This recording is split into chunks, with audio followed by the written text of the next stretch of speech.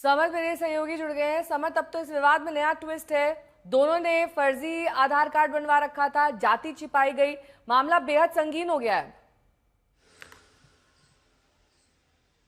बिल्कुल नेहा, इटावा का ये मामला बेहद संगीन हो गया है और सियासी तौर पर भी इसने यूपी की राजनीति में हलचल पैदा कर दी है। पहले जिस तरह से बदतमीजी होती है, अभद्रता होती है और उसके बाद एफआईआर और 4 गिरफ्तारी, उसके बाद अखिलेश यादव प्रदेश में मुख्यालय पर बुलाते हैं, पार्टी मुख्यालय पर, और वहां पर उन दोनों ही कथावाचकों को सम्मानित करते हैं और ये कहते हैं कि किस उपनिषद में लिखा गया है कि जो कथावाचक हैं वो केवल ब्राह्मण हो सकते हैं, वो किसी और जाति के नहीं हो सकते हैं। इस पूरी बात के साथ अखिलेश यादव कहीं ना कहीं बीजेपी पर हावी होने की कोशिश करते हैं, लेकिन अब इस पूरी कहानी में एक नया मोड़ आ गया है। अब मोड़ ये आया है कि जो कथावाचक दो हैं वो खुद भी अक्यूज बन गए, यानी कि उनके खिलाफ भी एफआईआर हो गई है। रेणु तिवारी, एक इटावा की रहने वाली महिला है, उनके पति के बयान के दम पर यह एफआईआर दर्ज की गई, कंप्लेंट पहले रजिस्टर की गई, उसके बाद एफआईआर दर्ज की गई है। आरोप यह है कि उनके नाम के 2 फर्जी आधार कार्ड बने हुए हैं।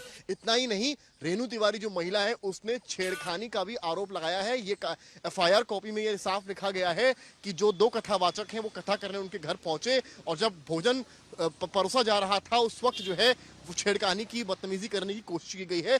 इस रेणु तिवारी के इस बयान के बेसिस पर एक एफआईआर रजिस्टर कर ली गई। अब देखना यह है कि जो 2 कथावाचक हैं जिन्हें 2 दिन पहले लखनऊ के सपा पार्टी ऑफिस में सम्मानित किया जा रहा था, क्या पुलिस अब उनकी भी गिरफ्तारी करती है या उनको हिरासत में लेती है, कार्रवाई करती होगी। जो पूरे मामले के आरोपी 4 हैं उनकी फिलहाल गिरफ्तारी कर ली गई है। आरोप बेहद संगीन थे।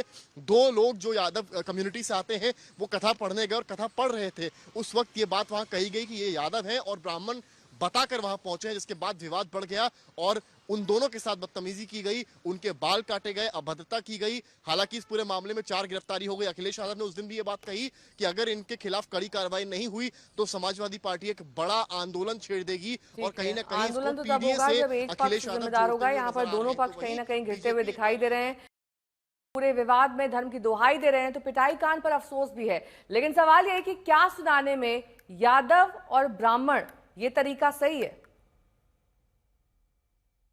इटावा में जो कुछ हुआ है बहुत गलत हुआ है।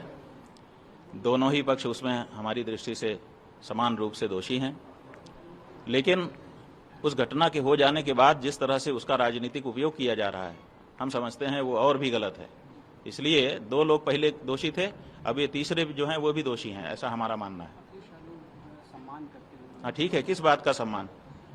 वो लोग अपनी जाति छुपा करके वहां गए, ऐसा वहां के लोग कह रहे हैं। तो जाति को छुपा करके जाना धोखा देना है। तो जब धोखा देना है तो धोखा देने वाले को सम्मान करने का कैसे बनता है?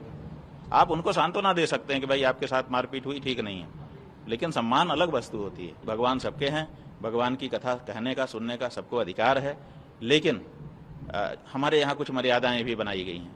तो उन मर्यादाओं में ये है कि जब सार्वजनिक रूप से कोई कथा होती है तो उसमें ब्राह्मण वक्ता व्यासासन पर बैठता है ताकि हर वर्ण के लोग उससे सुन सकें, कोई ऐतराज न करें।